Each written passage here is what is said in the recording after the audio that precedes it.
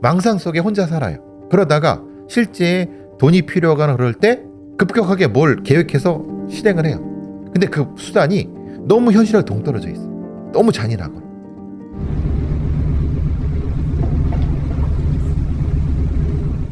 벌써 시간은 새벽 2시 반이 넘었고 짙은 어둠이 도시를 뒤덮었습니다. 주변 가게들은 이미 하나둘 문을 닫았고 상가 4층에 있던 노래방 사장도 영업을 마치고 퇴근하기 위해 가게 안을 정리하는 중이었습니다. 그런데 몇 분 후 노래방 문이 조용히 열리더니 누군가 노래방 안으로 들어갔습니다.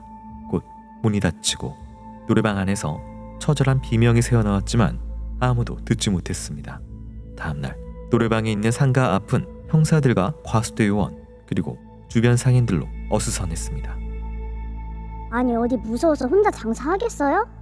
이제 12시 전에는 나도 가게 문 닫고 집에 가야지. 이게 남의 일이 아니라서 더 무서운 거예요.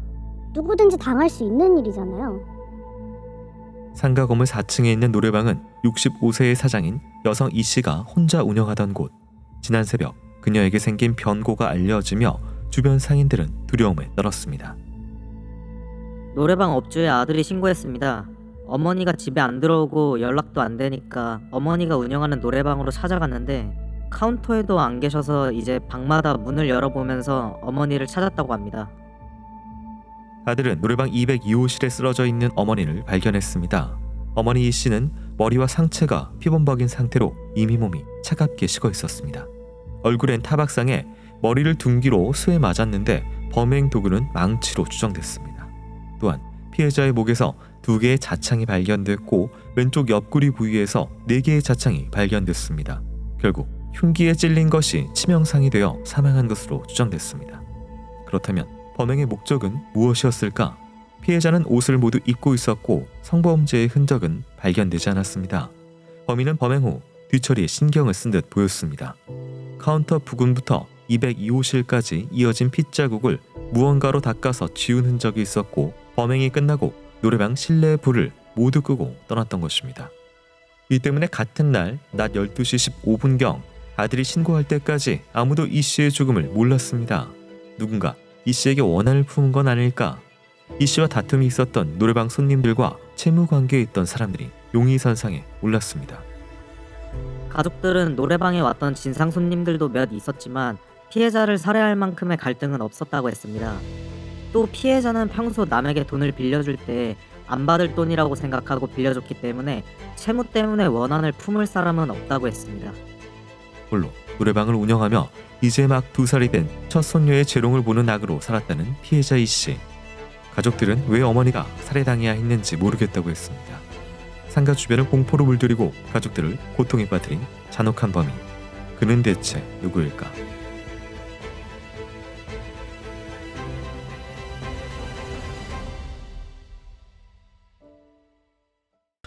안녕하세요. 이곳은 크라임. 저는 진행과 연출을 맡고 있는 김PD입니다. 날카롭고 정확한 분석으로 대한민국의 정의를 세우고 계시는 배성훈 프로파일러님 모십니다. 예, 안녕하세요. 배성입니다. 반갑습니다. 네, 반갑습니다. 크라임은 내게 꼭 필요한 보험만 남겨주는 보험 솔루션 보험장터와 함께합니다. 네, 오늘 준비한 사건은 2023년 12월 15일 청주 청원구 율량동에서 발생한 살인사건입니다.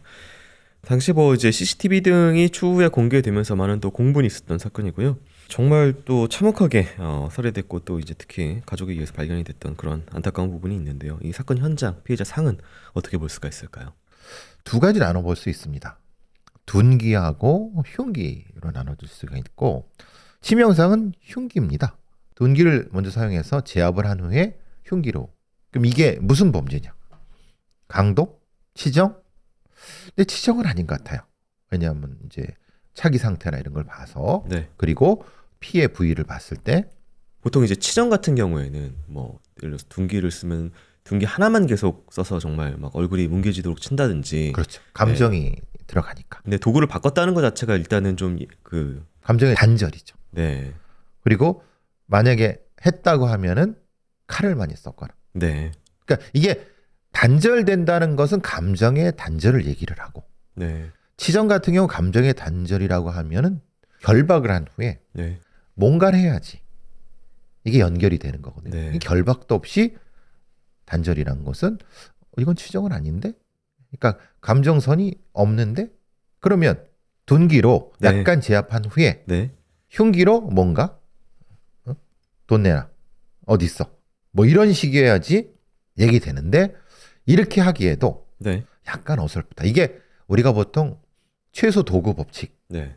효과적으로 빠르게 하려고 하면 도구를 바꾸면 안 돼요.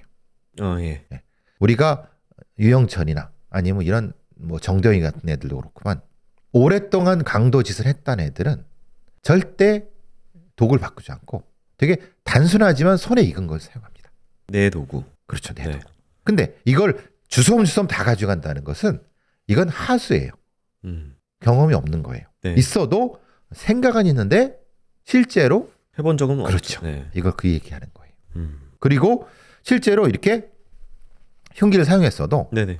절명시키진 못했어요. 그거는 흉기를 사용하거나 그런 것에 서투다는 얘기예요. 그럼 자기 나름대로는 이렇게 했으면 죽었겠지 혹은 네. 죽겠지 이 정도의 느낌이다. 그런데 네. 안 죽은 거죠. 근데 지금 이거는 찔린 후에 늦게 발견돼 돌아가신 거예요. 네, 실혈이 되고 있는 상태고. 예, 만약에 네. 그렇지 않았다고 하면은 이분은 사셨어요.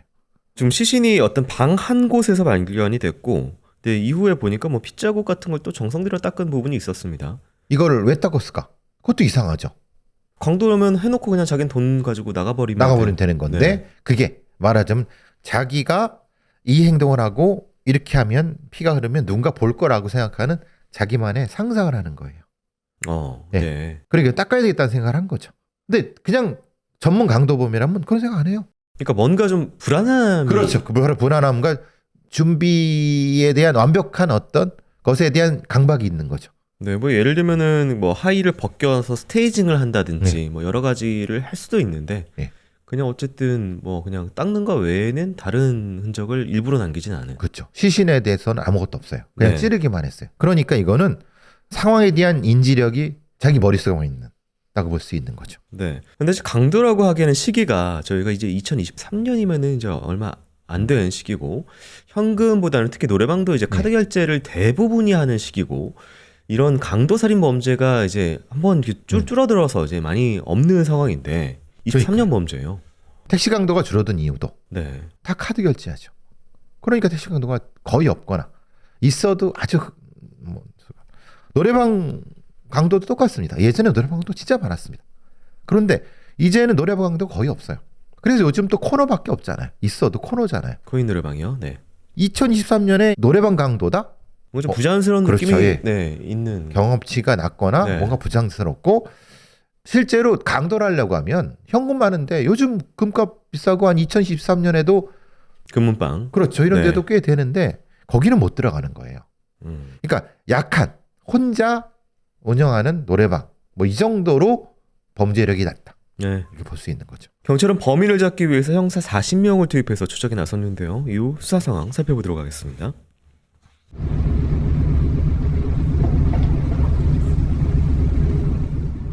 수사 결과 노래방에서 사라진 게 있었습니다. 카운터 위에 있던 황금 출납기한 현금이 모두 없어졌고 피해자의 신용카드도 2장이 없어진 상황. 경찰은 상가 건물 CCTV와 노래방 안의 CCTV를 확인하기 시작했습니다. 그러자 충격적인 장면이 포착됐습니다. 노래방 카운터를 비추는 CCTV에 범행 장면이 고스란히 찍혀 있었던 겁니다. 범인은 카운터에 있던 피해자를 망치로 공격하고 있었습니다. 이 범인은 엘리베이터 CCTV에도 찍혀 있었습니다. 그런데 그는 검은색 점퍼와 바지를 입고 검은색 모자를 써서 자신의 모습을 완벽하게 가리고 있었습니다. 그런데 한 가지 가리지 못한 것이 있었습니다. 범인은 검은색 의복, 신발을 착용하고 있었는데 모자 밑으로 나온 머리가 흰머리였고 엘리베이터 안에서 뒷짐을 지고 서 있는 모습, 걷는 모습이 최소 60대 이상의 남성으로 추정됐습니다. 나이를 추정할 수 있던 흔적들, 혼자 있던 여사장을 살해하고 도주한 남성. 그날 새벽 피해자를 찾아왔던 잔인한 불청객은 누구였을까? 경찰은 범인의 동선을 알아내기 위해 노래방 건물과 주변 건물에 설치된 100대 이상의 CCTV를 분석했습니다. 그러나 범인의 동선은 쉽게 파악되지 않았습니다. 현장 주변에 CCTV가 없는 도로가 많았던 것입니다. 피해자도 약 11시간이 지나고 발견됐기 때문에 범인이 어디까지 도망갔을지 예상하기 힘들었습니다. 수사팀을 두 팀으로 나눠서 한 팀은 범행 이후 동선 쫓고 또 한 팀은 범행 이전의 동선을 역추적하면서 수사했습니다. 범인의 동선을 역추적하던 중 CCTV에 놀라운 장면이 포착됐습니다. 범인은 이미 범행 약 2시간 전인 밤 12시 10분경부터 사건이 일어난 건물에 나타났습니다. 그리고 엘리베이터를 탄 후 노래방에 있던 4층에서 내린 범인은 바로 노래방에 들어가지 않고 계단 쪽으로 향했습니다. 이후 마지막 손님 떠나고 새벽 2시 36분이 되어서야 노래방에 들어가 범행을 저질렀습니다. 이 기다림은 무엇을 의미하는 것일까? 범인은 노래방에 들어간 후 약 40분간 노래방에 머물며 피해자를 살해하고 증거를 인멸했습니다. 이후 노래방을 나와 태어난 모습으로 엘리베이터를 타고 1층에 내리더니 아무 일 없다는 듯 천천히 걸어서 사라졌습니다. 그런데 수사 중 안타까운 사실로 드러났습니다. 범행 후 범인이 노래방 실내불을 모두 껐기 때문에 이후에 노래방에 방문한 손님들이 있었지만 실내 불이 꺼져 있어 그냥 돌아간 사실이 있습니다. 만약 당시에 피해자가 발견됐다면 살아났을 가능성이 있다고 보입니다. CCTV 속 범인은 사건 현장의 노래방에 오기 위해 여러 대의 시내버스를 갈아탄 것으로 확인됐습니다. 경찰은 버스 정류장을 중심으로 광범위하게 탐문 수색을 진행했습니다. 그러던 중 범인이 사건 현장에서 약 4km 떨어진 내덕동의 한 빌라촌 골목으로 들어간 것을 확인했습니다. 빌라촌 골목으로 들어간 범인은 CCTV 사각지대를 골라 이동해서 이후 동선 파악이 전혀 안 됐습니다. 그래서 형사들이 흩어져서 한 집 한 집 방문하면서 흰머리 60대 남성이 살고 있는지를 탐문했습니다.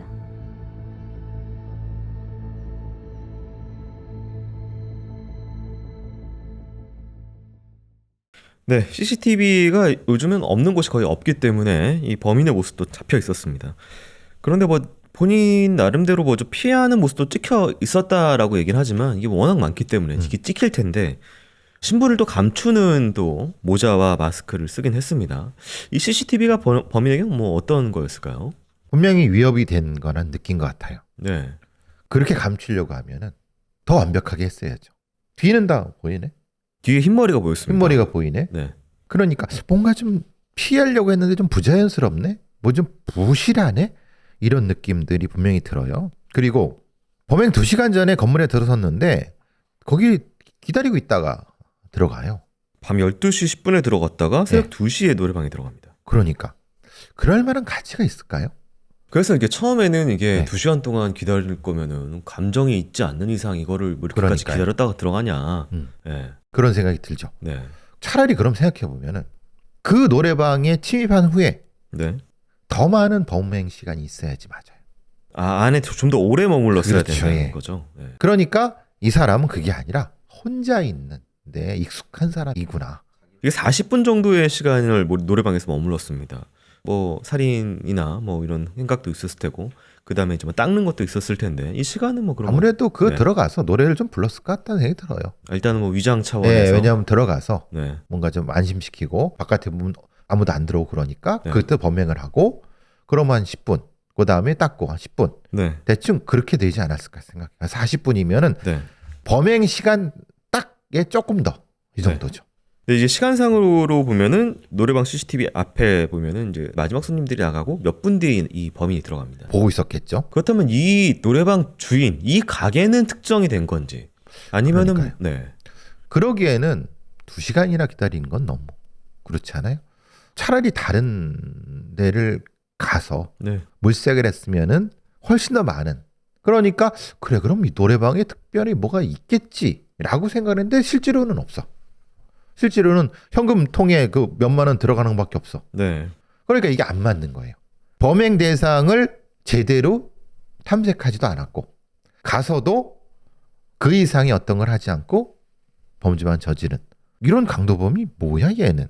실제로 효과적이지도 않고 네. 그리고 준비도 한 것 같지만 너무 부실하고 그리고 CCTV를 피한다고 하면 차라리 그 우산을 쓰지. 근데 그것도 아니야. 머릿속으로 있는데 실행력이 없거나 현실감이 떨어지거나 두 개가 있죠. 네. 처음에 뭐 동서원 통해서 이제 사라진 쪽이 이 다세대 주택들이 몰려 있는 빌라촌이다. 그리고 이제 흰머리 60대 남성 요렇게 좀 좁혀놨거든요. 이 좁힌 거는 뭐 맞게 보시나요? 근데 그건 좀 네. 요새는 이렇게 안 해요. 네. 왜냐? 흰머리겠다가 다 60대입니까? 저는 그럼 언제 뭐 같으세요? 네. 전 50대예요. 네. 그러니까 머리나 꼬부정한 건 네. 진짜 달라요. 30대도 네. 진짜 노인처럼 보일 수 있고 과발일 수도 있고 심지어. 가버릴 수도 있고. 네. 그러니까 이렇게 범인을 특정하는 거는 옛날 방식입니다. 이렇게 하지 말라고 하는데 제일 쉬운 방법을 택한 거죠. 왜냐하면 60대 남성을 찾고 있는지라고 하면 안 되죠. 이렇게 얘기하면 오류가 생기죠. 그러니까 대충 체격이 얼마인데 이렇게 추적을 그렇게 했을 겁니다. 사실은 이야기 네, 나와서 뭐 그렇죠. 체격도 예. 뭐 있었겠죠. 예, 예, 예. 네, 근데 어쨌든 나이대가 60대 이상으로 처음에 좀 판단을 했었습니다. 경찰은 범인이 거주하는 것으로 추정되는 빌라촌을 뒤지기 시작을 했는데요. 이후 수사 상황 살펴보도록 하겠습니다.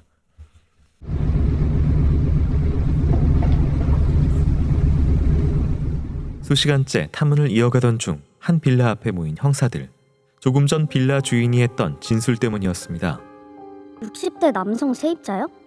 네, 혼자 사시는 분이 있어요. 그런데 보여주신 CCTV랑 모습이 좀 다른데? 나이대랑 흰머리는 맞는데 머리 스타일도 다르고 그분은 거동이 좀 불편하세요.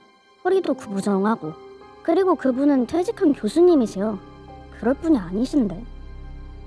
CCTV 속 범인은 건장한 체격에 딱 벌어진 자세인 60대 남성으로 주인이 말한 세입자와 인상착의가 달랐지만 확인은 해야 했습니다. 형사들은 남성 세입자가 사는 집의 문을 두드렸습니다. 아무런 반응이 없자 문을 한참 두드린 형사들. 그러자 웬 노인의 목소리가 들려왔습니다. 누구야? 왜 찾아왔어? 왜 노인네를 괴롭혀? 그리고 살짝 열린 문틈으로 허리가 거의 90도로 구부정한 흰머리의 남성이 얼굴을 내밀었습니다. 위쪽 치아가 다 빠진 남성은 60대가 아니라 80대 노인으로 보였습니다. 화면 속 용의자의 모습과는 다른 노인의 모습에 당황한 형사들. 잠시 안을 살펴보겠다며 들어간 경찰들. 방 안엔 작은 상이 있었는데 제단처럼 보였고 그 위에 촛불이 켜져 있었습니다. 노인은 형사들에게 고백하듯 말했습니다. 자신은 귀신을 듣고 보는 사람이라고 말입니다. 그런데 노인의 뒤쪽으로 보이는 옷걸이에 검은색 모자가 걸려 있었습니다. CCTV 속 범인의 모자와 같아 보였습니다. 이에 경찰이 본격적으로 집을 수색하자 마스크와 도검, 단도 등이 발견됐습니다. 그런데 흉기가 한두 개가 아니라 10수점이 나왔습니다. 남성은 그 집에 거주 중이었던 전 씨.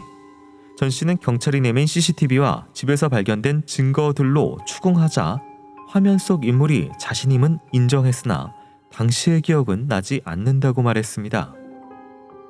제가 그날 집에서 나올 때 망치하고 칼을 주머니에 넣고는 나왔는데 그 이후로는 자세히 기억이 안 납니다. 하지만 왜 흉기를 들고 나왔는지 그 이유에 대해서는 침묵했습니다. 그는 기억이 가물가물한 듯 자신이 한 행동을 제대로 기억하고 있지는 못하는 듯 보였습니다. 은퇴한 교수이자 고령의 노인으로 보였던 전 씨. 그는 귀신이 보인다며 경찰에게 이상한 말을 늘어놓았으나 CCTV 상에선 허리도 곧게 펴고 건장한 모습이었습니다. 이게 어떻게 된 일일까? 수사 결과 전 씨는 당시 살고 있던 빌라로 이사를 하면서 친한 친구의 이름으로 계약을 했습니다.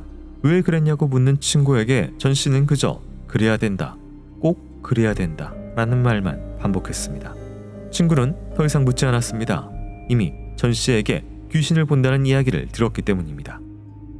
전 씨가 꽤 기간 동안 혼자 산 듯합니다.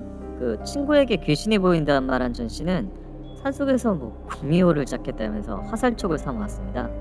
양궁장을 가서 활 쏘는 연습도 했다고 합니다. 친구는 귀신을 보고 귀신의 이야기를 듣는다는 전 씨의 말을 믿는 듯 했습니다. 평소 친구와 걸을 때 100m만 걸으면 힘들어서 못 걸었다는 전 씨. 친구는 귀신의 짓이 아니라면 전 씨가 그런 몸 상태로 어떻게 살인을 저질렀는지 이해할 수 없다고 했습니다. 그런데 신분 조회를 해보자 전 씨는 은퇴한 대학 교수도 아니었고 그의 나이는 실제 50대 중반이었습니다.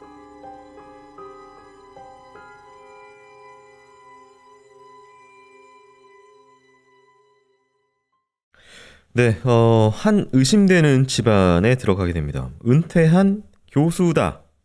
근데 뭐 실제로는 나이가 뭐 더 들어 보여 90도로 꺾여 있는 모습이고 안에 무슨 뭐 재단 같은 뭐 무당 귀신을 본다 이런 얘기도 있고 되게 기이한 캐릭터처럼 그렇죠. 보이거든요.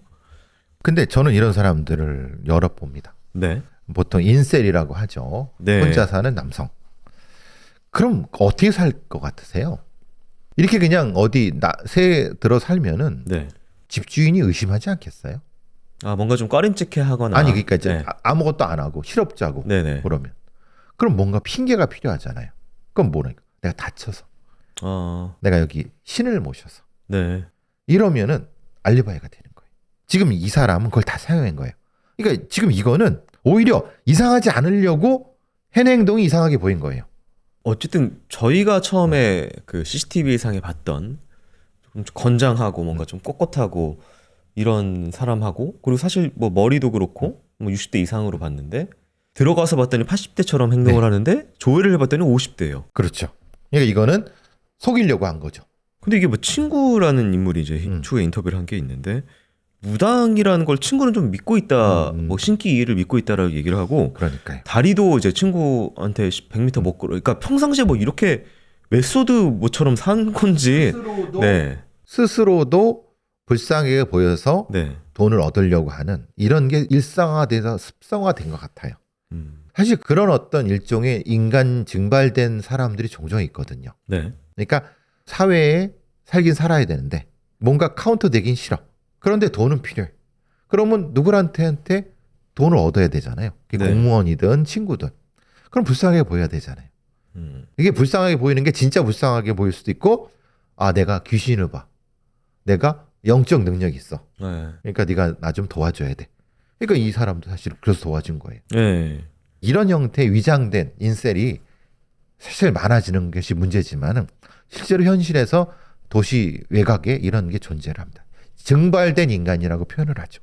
저희가 이제 집에서 발견된 흉기들을 보는데 말 그대로 한두 개도 아니고 손도끼부터 네. 마체테도 있고 그리고 석공 비슷한 그런 어떤 일본 그 장검 일본도 네. 단검 다 있죠. 네. 거기다가 새총도 있고 구슬도 있고. 네. 왜 그럴까요 이게?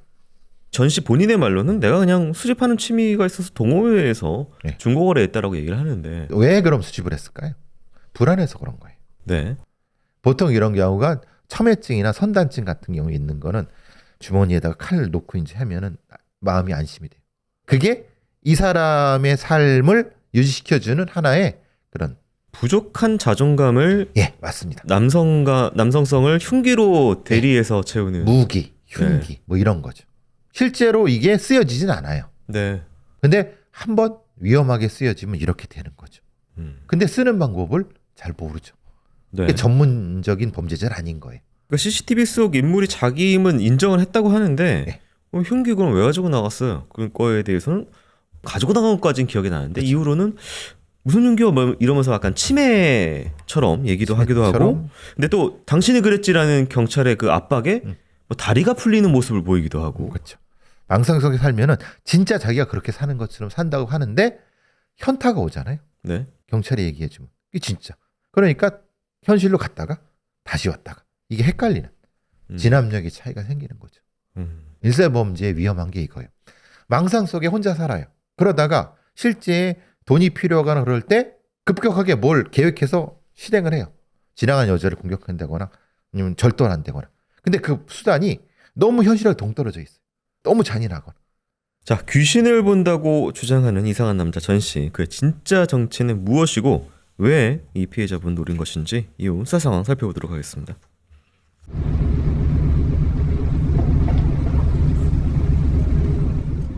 경찰이 처음 집을 방문했을 때 90도로 허리를 굽히고 있던 전 씨는 경찰 조사를 받으러 경찰서로 왔을 때는 허리를 곧게 펴고 조사를 받았습니다. 계속 범행을 부인하던 전 씨는 경찰이 CCTV를 보여주자 화면을 보니 내가 맞다. 하지만 범행을 저지른 기억이 없다. 기억이 나지 않는다. 라고 주장했습니다. 전 씨는 경찰 앞에서 치매 환자의 모습을 보였습니다. 경찰이 근데 왜 칼로 그랬어? 라고 물으면 제가요? 칼로 그랬다고요? 기억이 안 나요 라면서 흐느끼며 울었고 피해자를 공격한 부분이 전혀 기억이 나지 않는다는 주장을 반복했습니다. 그러나 확인 결과 전 씨는 치매 병력은 물론 정신병력도 없었습니다. 수사 결과 전 씨는 약 20년 전부터 일정한 직업 없이 아르바이트로 생계를 유지했고 2018년에는 코인 투자 실패로 약 3천만 원의 빚이 생겼습니다. 빚을 갚지 못해 신용불량자가 됐던 전 씨. 전 씨 친구의 말로는 원래 전 씨의 집이 부유했다고 합니다. 그런데 전 씨가 20대에 결혼을 하고 나서 집안이 망했고 그때 이혼을 한 후 30년을 쭉 혼자 살았다고 합니다. 몸 상태도 안 좋고 형편도 어려운 전 씨의 사정이 딱해 월 20만 원의 월세를 약 2년간 대신 내줬다는 친구. 하지만 친구도 사정이 어려워져 사건 발생 9개월 전인 2023년 3월부터는 친구의 지원이 끊겼습니다. 그때부터 전 씨는 총 190만 원의 월세가 밀린 상태였습니다. 전 씨는 피해자에게서 빼진 현금 약 56만 원 중 50만 원을 친구에게 보내 월세를 내달라고 했고 친구는 10만 원을 보태 60만 원의 월세를 냈습니다. 이후 전 씨는 집주인에게 남은 월세도 곧 갚겠다는 문자를 보내기도 했습니다. 전 씨가 월세 때문에 강도 범행을 한 것으로 본 경찰. 하지만 전 씨는 이를 부인했습니다. 심지어 사건 당시 자신이 술에 취해 있었다며 심신미약도 주장했습니다. 하지만 CCTV 속 전 씨의 모습은 그의 주장과는 달랐습니다. 전 씨는 사건 전날 밤 11시경 주머니에 칼과 망치를 넣고 집을 나섰습니다. 11시 22분 창원구의 모 상가 건물에 도착한 전 씨는 1층에 있는 오락실과 4층 식당 안팎을 배회하며 강도 기회를 엿봤습니다. 하지만 손님들 때문에 여의치 않자 다른 상가 건물로 이동했습니다. 전 씨는 1층 술집과 2층 노래방, 3층 마사지숍까지 배회하며 강도 범행을 하려고 했지만 역시 손님들 때문에 실패했습니다. 그리고 밤 12시 10분경 이 씨의 노래방이 있던 건물에 도착했던 것입니다. 강도 목적으로 건물 계단에서 노래방 손님이 나가길 기다렸다가 주인 혼자 있을 때 범행을 한 것으로 보입니다. CCTV를 보면 전 씨가 카운터에 있는 피해자에게 망치를 휘두르면서 휴대폰을 뺏고 돈통에서 돈도 뺏는 모습이 찍혀 있습니다. CCTV에는 피해자가 전 씨에게 살려달라며 양손을 비비고 애원하는 모습이 찍혀 있었습니다. 하지만 전 씨는 피해자의 머리를 망치로 내리치고 도망가는 피해자를 강제로 끌고 와 결국 살해했습니다. 이후 42시간 뒤 경찰에 체포되어 결국 법의 심판대 앞에 서게 된 전 씨. 그에게 죄에 걸맞는 벌이 내려질까?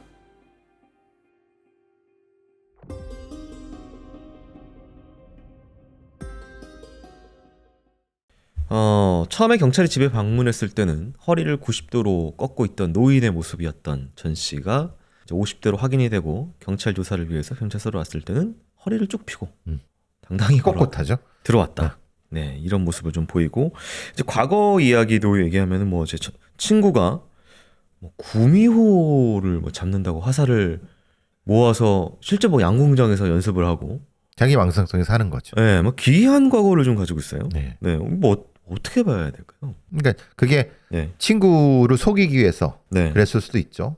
그러니까 돈도 주고 그런 게 유지됐다고 하면 네. 기생적인 삶이 유지되는 거죠.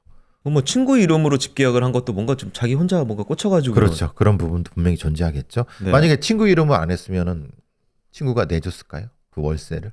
그러니까 이 친구도 사실은 되게 불쌍하고 그러니까 네. 그리고 애는 착한데 이상한 것에 빠져 있네. 뭐 이렇게니까 도와주는 거잖아요. 근데 그게 오래될 수는 없잖아요. 네. 그러니까 그게 끊기니까 이제는 빚이 쌓이니까 현실로 나올 수밖에 없는 거죠. 그러니까 과거에 잘 사는 집이 애였다. 근데 20대 때 뭐 집안도 망하고 이혼도 하고 30대부터 뭔가 바뀌었다. 쭉 혼자 살았다. 네. 이런 이야기를 하거든요. 근데 그거는 네. 실제로 확인을 해봐야 될 것 같아요. 네. 실제로 그런 건지 이 범인이 네. 그렇게 친구한테 얘기한 것일 수도 있어요. 일부는 맞고 일부는 틀릴 수도 있는 거죠. 네. 근데 이런 친구가 또 여럿 있었을 수도 있죠. 근데 다 떨어져 나가고.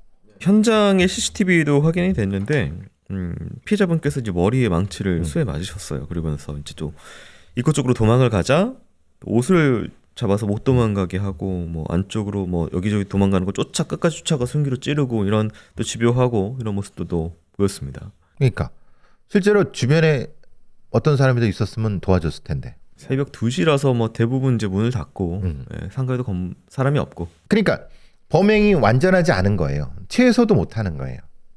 제압도 못 하는 거예요. 근데 이게 지금 보면은 이 사람이 뭐 정신적으로 이상한가 아닌가가 이제 재판에서 중요해 보이는데 과거에 했던 행동들이나 무슨 뭐 말이나 그다음 뭐 무기를 모아놓는 모습이나 이런 모습 보면 좀 뭔가 정신이 이상한 사람처럼 보이는데 어쨌든 뭐 현장에서 계속 물색해서 돌아다니고 변장하고 그리고 경찰 오니까 또 다시 뭐 속이고 또 그 이제 피해자 죽일 때는 어떻게든 뭐 도구도 바꿔 써서 쫓아가서 뭐 죽여놓고 닦고 나오고 이런 거는 되게 좀 이성적으로 보이거든요. 그러니까요. 네. 이게 본 모습이에요. 그러니까 이 이성적인 모습이요. 그렇죠. 네. 그리고 나머지는 자기를 위장하기 위한 자기 스스로도 들어가 있는 하나의 공간이 되는 거죠. 그러니까 이 사람은 미친 것도 아니고 네. 뭐에 씌는 것도 아니에요. 네. 그냥 그렇게 살기 위해서 스스로를 바꿔야 됐던 존재였던 거예요. 그러니까 아무런 그 뭐 정신적 장애나 이런 게 아니죠.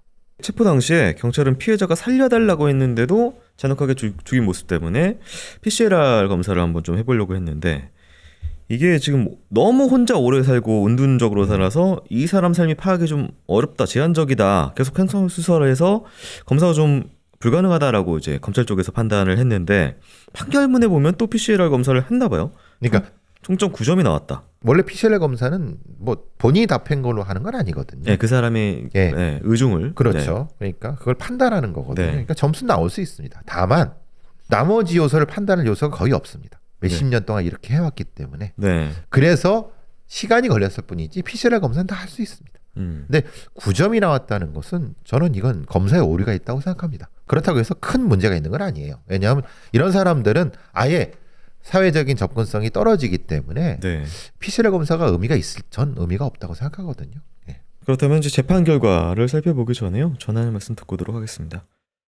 교수님, 보험장터 분석 요청하면은 보험료 줄이고 보장 는다고 하잖아요. 근데 이거 아무리 생각해도 싸지는데 어떻게 혜택이 는다는 게 이게 가능한가 싶어가지고요. 그 비결은 바로 할인형 보험이지.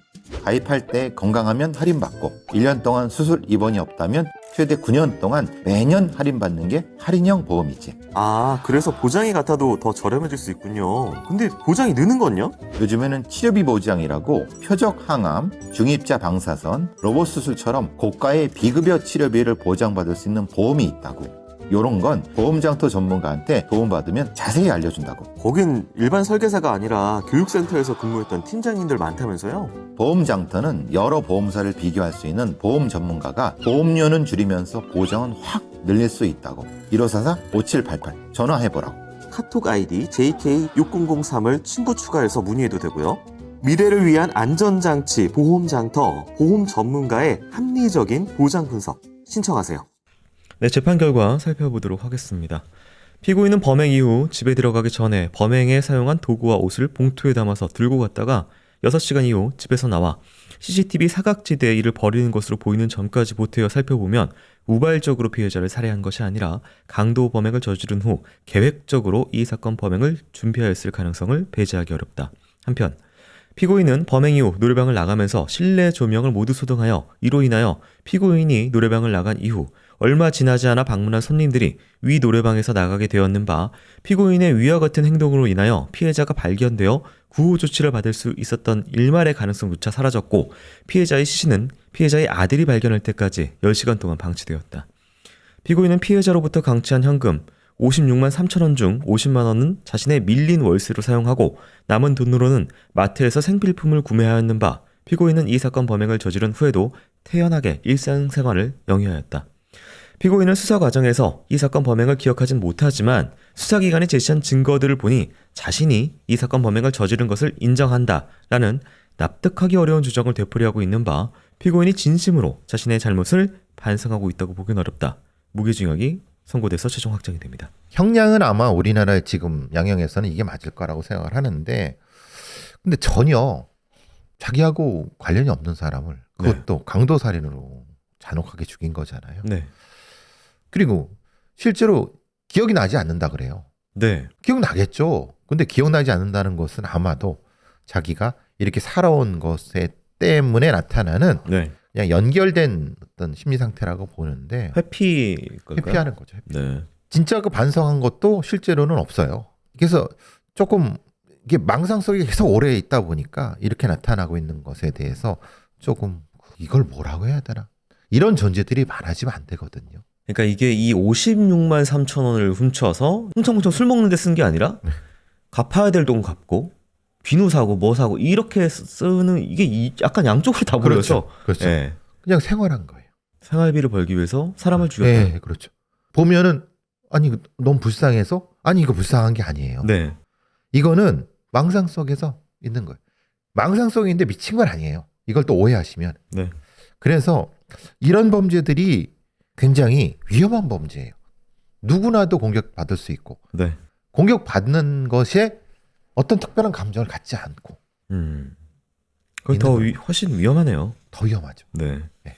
어쨌든 뭐 검찰 쪽에서는 사형을 구형을 했었는데 무기징역으로 결론이 났고 유족들은 뭐 그 부분에 대해서 굉장히 또 분개해서 사형이 꼭 선고됐으면 좋겠다라고 하셨던 부분이 있습니다. 왜냐하면 네. 56만원짜리 먹을 것이 없어 내가 사람 죽였다고 이렇게 하는 사람을 네. 교도소에 넣어갖고 평생 먹여 살리느냐 라고 유가족이 얘기할 수 있는 거예요. 월세 지급을 국가에서 해준다. 그렇죠. 똑같은 거죠.